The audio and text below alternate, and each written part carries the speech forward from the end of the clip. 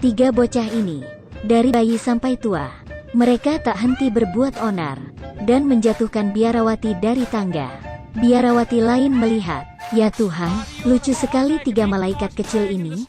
Mereka berebutan untuk menjaganya. Mereka tak tahu kalau mimpi buruk baru dimulai. Tak terasa 10 tahun berlalu. Kelakuan dan rupa mereka tak berubah. Setiap hari menyiksa Biarawati. Tak yang tahan dengan mereka. Tiga malaikat kecil kini berubah jadi iblis. Biarawati berpikir, bagaimana cara mengusir mereka? Hari ini adalah hari baik. Sepasang suami istri datang untuk mengadopsi anak. Biarawati menyembunyikan semua anak lainnya. Mereka menyuruh pasutri itu memilih satu. Mereka akhirnya memilih Mo si rambut jamur.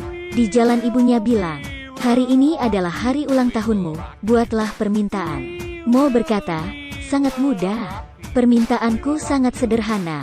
Adopsi juga Larry dan Curly. Pasutri itu tahu, mereka saling menyayangi. Dan tidak boleh memisahkan mereka. Mereka mengadopsi Kirby. 25 tahun berlalu. Tiga bersaudara sudah tua. Kemampuan mereka berbuat onar juga meningkat. Dan makin kurang ajar. Hari ini mereka memperbaiki Belle. Mo dan Larry mengambil palu. Larry mengarahkan palu. Saat menghantamkan palu, malah mengenai kepala Mo. Pasti sakit sekali. Curly mengambil gergaji. Saat naik tangga. Kok susah? Ia mengikatkannya di pinggang supaya lebih mudah. Saat suster datang memeriksa, mereka malah main-main.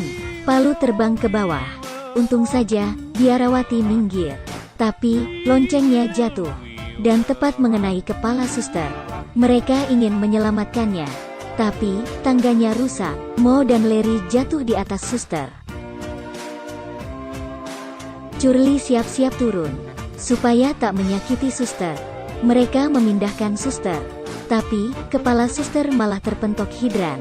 Curly jatuh menimpa suster. Saat mereka ingin menyiram suster dengan air. Tugas selesai. Saatnya makan siang. Saat belok, mereka menyenggol tangga pastor. Pastor jatuh menimpa suster. Mereka melihatnya. Di siang bolong, benar-benar kurang ajar. Mereka bertiga menghajar pastor habis-habisan. Setelah dihajar, pastor mengumumkan karena keuangan susah, panti asuhan akan ditutup sebulan lagi. Kecuali ada uang $83.000, baru panti bisa dipertahankan. Tiga manusia idiot ini mengambil inisiatif karena mereka yang tertua. Mereka pergi merantau untuk menghasilkan $83.000. Sebelum berangkat, semua orang di panti mendoakannya dan berharap mereka cepat pulang. Demi menghemat transportasi, mereka naik sepeda. Tapi Curly yang bodoh mengaitkan sepeda dengan roda belakang truk.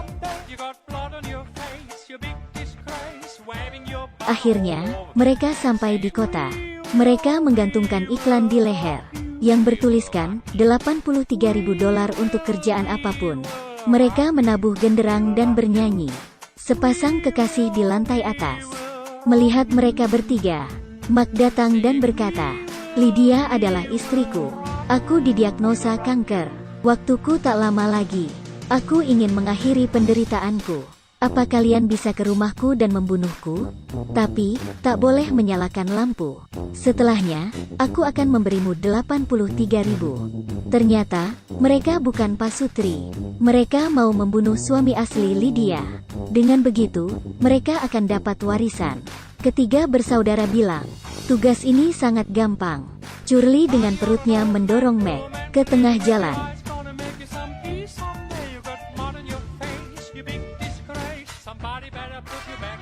Hampir saja ia mati. Tugas belum selesai. Mereka mengikuti Lydia ke rumah sakit. Tapi, di rumah sakit, waktu besuk sudah habis. Mereka menyamar jadi dokter dan suster dan merayu petugas untuk mengetahui nomor kamar Meg. Mereka masuk ke sana. Meg yang kaget masuk ke dalam tempurungnya.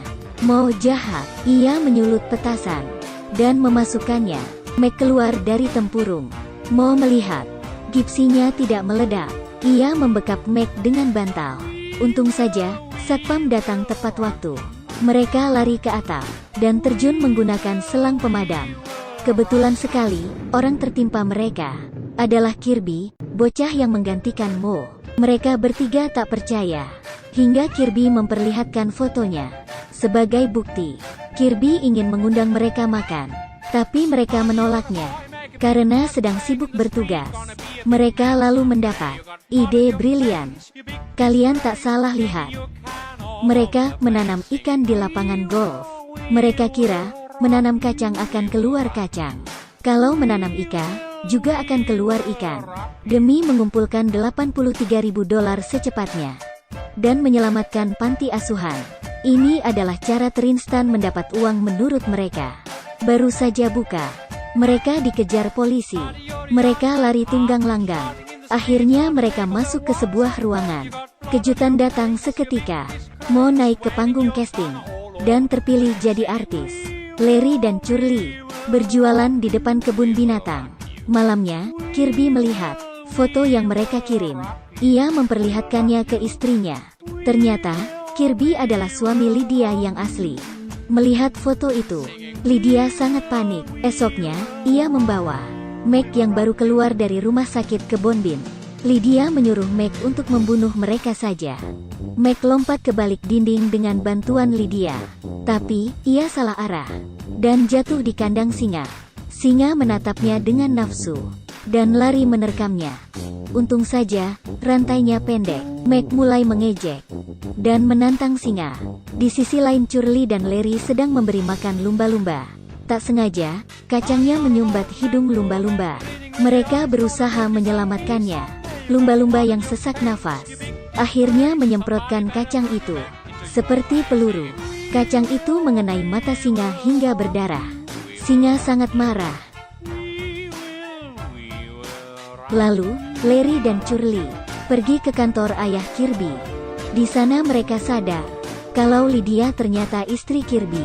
Mereka segera menemui Mo yang sedang syuting, lalu memberitahunya tentang Kirby. Mereka berencana untuk menggagalkan rencana Lydia. Esoknya, mereka pergi ke rumah Kirby untuk merayakan hari jadi pernikahannya. Curly makan seafood dulu, lalu pergi ke kamar Kirby dan menceritakan kebenarannya. Meg dan Lydia menyusulnya dan menodong mereka dengan pistol. Saat itu, ayah Kirby juga masuk dan menodong mereka. Ternyata, Lydia bersekongkol dengan mertuanya. Setelah ibunya mati, semua warisan jatuh ke Kirby. Ayahnya tidak setuju. Dulu ia menikah dengan ibu Kirby hanya untuk uangnya saja. Sekarang, ia ingin membunuh Kirby dan merampas warisannya. Mereka akan membunuh semua orang di hutan, sekaligus mengubur mayat. Tiba-tiba, Curly mengambil tikus di kantungnya. Mereka panik dan mobil hilang kendali, lalu tenggelam di danau. Mereka harus memecahkan jendela untuk kabur. Di saat genting, Curly kentut. Mo menyalakan korek dan berhasil membuat bom kentut. Akhirnya, mereka selamat. Mengetahui Kirby adalah ahli waris, mereka memintanya menyumbang $83.000. Tapi ditolak mentah-mentah. Mereka pasrah dan kembali ke panti. Tapi, panti asuhan berubah drastis. Ternyata, sutradaralah yang membantu mereka. Bahkan, ia merekrut ketiganya untuk menjadi aktor dan membuat film tentang kisah mereka. Sejak saat itu mereka hidup bahagia. Aku kaki minyak, dadah.